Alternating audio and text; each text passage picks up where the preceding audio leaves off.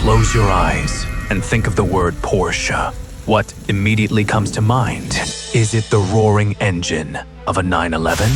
Is it the pristine clinical perfection of German engineering? Or perhaps it's the ultimate symbol of elite status, wealth, and untouchable success? For nearly a century, the Porsche crest has been the holy grail of the automotive world. It is a brand that sells not just cars, but a perfectly crafted illusion.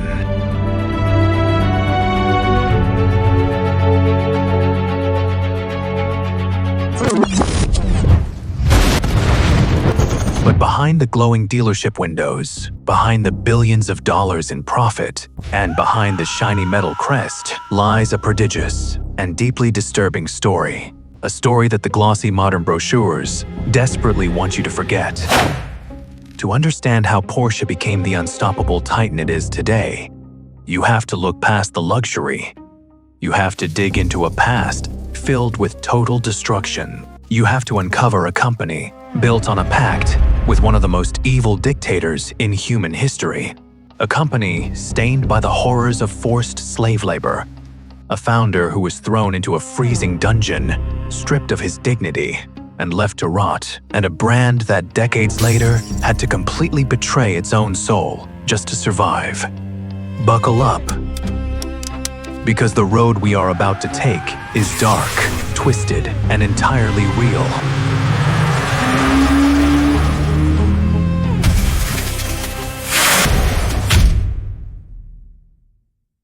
Our story does not begin on a glamorous racetrack. It begins with a man consumed by an obsession. Ferdinand Porsche, born in 1875 in the Austro-Hungarian Empire, was not just a mechanic. He was a visionary possessed by the mechanics of motion. By his early 20s, while the world was still riding horses, he was already inventing the world's first gasoline-electric hybrid cars. For decades, he moved from company to company, designing some of the fastest, most terrifying racing machines in Europe for giants like Mercedes-Benz. Ferdinand was a genius, but he was also notoriously difficult to work with. He didn't care about budgets. He didn't care about corporate politics. He only cared about engineering perfection. Eventually, this stubbornness got him pushed out. In 1931, at the height of the Great Depression, Ferdinand finally founded his own independent consulting firm in Stuttgart, Germany. But his timing was catastrophic. The global economy was in absolute ruins. Nobody was buying luxury racing engines. His newly formed company was bleeding money, struggling to find a single viable client. Ferdinand Porsche was on the verge of total bankruptcy before his legacy even began. He was desperate. He needed a miracle. Instead, he got a dictator. In 1933, Adolf Hitler became the Chancellor of Germany. Hitler had a grand, sweeping propaganda vision for the German Empire. He didn't just want military might. He wanted to mobilize the masses. He envisioned a people's car, a Volkswagen. He demanded a vehicle that was reliable, could carry a family of 5, could cruise on his newly constructed Autobahn highways, and most importantly, it had to be unbelievably cheap. The price limit Hitler set was exactly 990 Reichsmarks. To the established automotive industry, this was a joke. It was considered mathematically and mechanically impossible to build a car that cheap. It was the equivalent of buying a decent motorcycle. But Hitler summoned the best engineers in the country. He needed a brilliant, obsessive mind who didn't know the meaning of the word impossible. Ferdinand Porsche, desperate for cash, starving for resources, and needing political backing to save his failing company, stepped forward. He took the contract. They struck a deal. It was a Faustian bargain, a literal deal with the devil.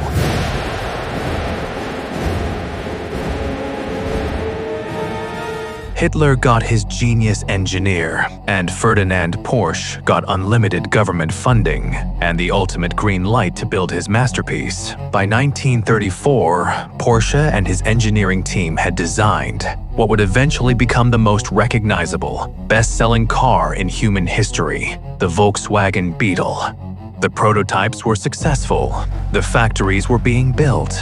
Ferdinand Porsche had finally secured his place in history, but before the people of Germany could ever drive their new cars, the world exploded.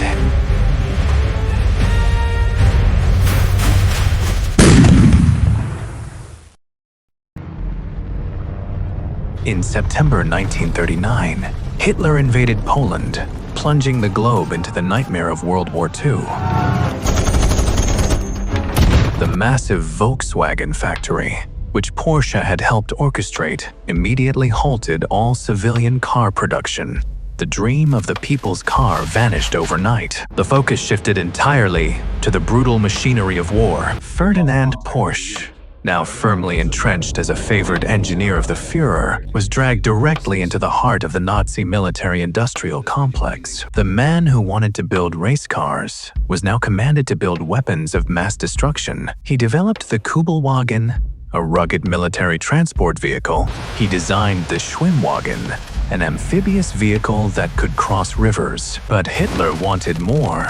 He demanded an unstoppable armored beast. Ferdinand submitted a highly complex, revolutionary hybrid electric design for a heavy tank. It was over-engineered, a classic Porsche trait. During the trials, his design actually caught fire and broke down. He lost the main contract, but because he was so confident he would win, Porsche had already pre-built 90 massive tank chassis, not wanting to waste the metal.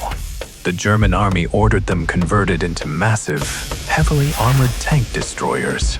They were ominously named the Elephant. But here is the dark truth, the chilling reality that sits in the shadow of the modern Porsche brand. How were these machines built? As the war dragged on and German men were sent to the front lines, the factories faced a massive labor shortage. To meet the crushing, endless demands of the Nazi regime, the Porsche company, like many massive German corporations of the era, turned to the darkest possible solution: forced labor. Thousands of prisoners of war, concentration camp inmates, and conscripted civilians from conquered territories were dragged into the Stuttgart factories. They were treated not as humans, but as expendable biological machinery. They were starved, beaten, and worked to the bone under brutal, inhumane conditions to build the military equipment that Ferdinand Porsche had designed. Ferdinand himself was not known to be a fanatic Nazi ideologue. He rarely wore the uniform, and he supposedly cared little for politics, but his obsession with his work blinded him to the monstrous reality of his patron. He looked the other way, while slaves built his machines. Decades later, in a sobering admission of guilt, the modern Porsche company would be forced to acknowledge this horrifying past, paying millions of euros into compensation funds for the survivors of their wartime factories. But in 1945, the bill came due for Ferdinand himself. The war was over. Germany was a smoking ruin. The Nazi regime had been annihilated, and Ferdinand Porsche's empire was reduced to ashes. Shortly after the war ended, Ferdinand was invited to France, supposedly to discuss a new car project. It was a trap. The moment he arrived, the French government arrested him for war crimes. The legendary engineer, the man who dined with heads of state, was suddenly thrown into a freezing, medieval-style prison cell in Dijon, France. He was over 70 years old. The conditions in the French prison were utterly miserable. It was damp, freezing, and lacked basic sanitation. For 22 agonizing months, Ferdinand sat in the dark. His health, both physical and mental, rapidly deteriorated. He was a broken man. His company's assets had been frozen or seized. It seemed that the story of Porsche would end right there, in a cold French dungeon. But Ferdinand had a son, Ferry Porsche. Ferry Porsche had inherited his father's genius, but none of his hubris. Exiled in the town of Gmund, Austria, Ferry was desperate. The French government had demanded a massive, exorbitant financial ransom, a bail payment of 1 million francs, to release his dying father. Ferry had no factories. He had no mass production lines. He and his small team were operating out of an old, abandoned wooden sawmill. To raise the ransom money, Ferry took on any engineering job he could find. He repaired old cars, fixed water pumps, and designed tractors. But in the midst of this desperation, Ferry had a revelation. He looked around at the post-war world, a world starved of joy and excitement, and uttered a quote that would change automotive history forever. "I looked around and could not find quite the car I dreamed of. So I decided to build it myself." Ferry began piecing together a sports car. Since he had no custom parts, he scrounged and heavily modified leftover pieces from the Volkswagen Beetle, the very car his father had designed for Hitler. He built a lightweight, aerodynamic, brilliant little machine. In 1948, the Porsche 356 was born. It was the very first vehicle to officially carry the Porsche family name on its hood. It wasn't the most powerful car in the world, but it handled like an absolute dream. Ferry's relentless hustle worked. He raised enough money designing cars for other firms and selling the first batches of the 356 to pay the ransom he bought his father's freedom. Ferdinand Porsche was released from the French prison, but the damage was done. He was a ghost of his former self. He lived just long enough to see his son's creation, the 356, taking to the streets. Ferdinand passed away in 1951, but he died knowing that his son had saved the family name. The moment he arrived, the French government arrested him for war crimes. From that humble wooden sawmill, an absolute empire rose from the ashes. Ferry Porsche relocated the company back to Stuttgart. They didn't just survive, they conquered. In 1964, Porsche introduced the car that would define them for eternity, the legendary 911. With its unique rear-mounted, air-cooled engine and unmistakable silhouette, the 911 was an instant masterpiece. Porsche began utterly dominating the racing world. They won at Le Mans. They conquered the Paris-Dakar Rally. They became the undisputed kings of motorsport. Owning a Porsche became the ultimate symbol of having made it. For decades, they were untouchable. But success breeds arrogance, and arrogance breeds disaster. Fast forward to 1992, Porsche was dying. The global economy had crashed.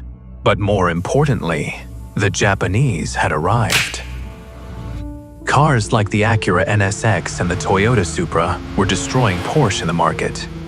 They were faster, highly reliable, and crucially, much cheaper. Porsche, relying on its prestigious name, had grown fat, lazy, and terribly inefficient. Their factories were a mess. It took them an absurd 120 hours to build a single car, compared to just 70 hours for their competitors. Parts were scattered everywhere. Workers spent half their shifts just looking for the right screws. Sales plummeted from over 50,000 cars a year to a pathetic 14,000. They were losing hundreds of millions of dollars annually.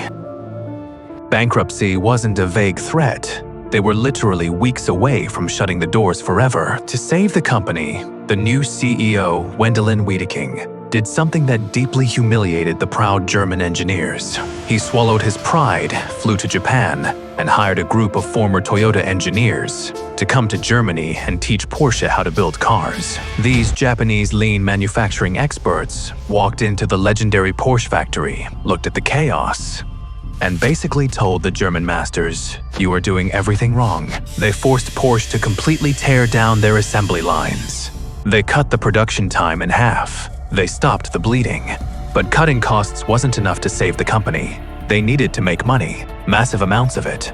And to do that, Porsche had to make the most agonizing decision in its history. They had to betray their own soul. Porsche management looked at the market data and realized a terrifying truth: pure sports cars were a dying niche. The wealthy people of the world, especially in America and emerging markets, didn't want to squeeze into tiny, low-to-the-ground race cars anymore. They wanted big, luxurious SUVs.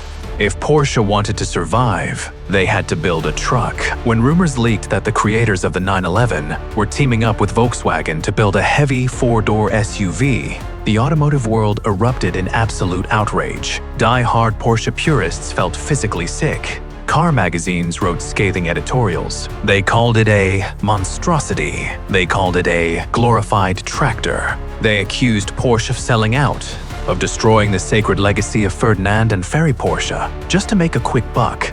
In 2002, Porsche launched the Cayenne. It was heavy, it was bulky, it was everything a Porsche was never supposed to be. The critics sharpened their knives, ready to write the company's obituary. But then, something incredible happened. The critics hated it, but the billionaires, the soccer moms, and the executives absolutely loved it. The Cayenne was an unprecedented, earth-shattering commercial triumph. It turned out that millions of people desperately wanted the prestige of the Porsche badge, combined with the practicality of a massive SUV. The sales figures exploded. The Cayenne didn't just save Porsche from bankruptcy, it acted like a money-printing machine. It generated so much cash that this tiny, near-bankrupt company suddenly became the most profitable car manufacturer on planet Earth per vehicle sold. The SUV they were mocked for building bankrolled the development of their greatest modern hypercars. They sold their pure racing soul to the masses, and in return, they bought the world. Porsche betrayed its racing soul to build a glorified tractor just to survive. But what if I told you another legendary brand started by building actual tractors and only built supercars out of pure, unadulterated spite? The insane true story of Lamborghini is right here.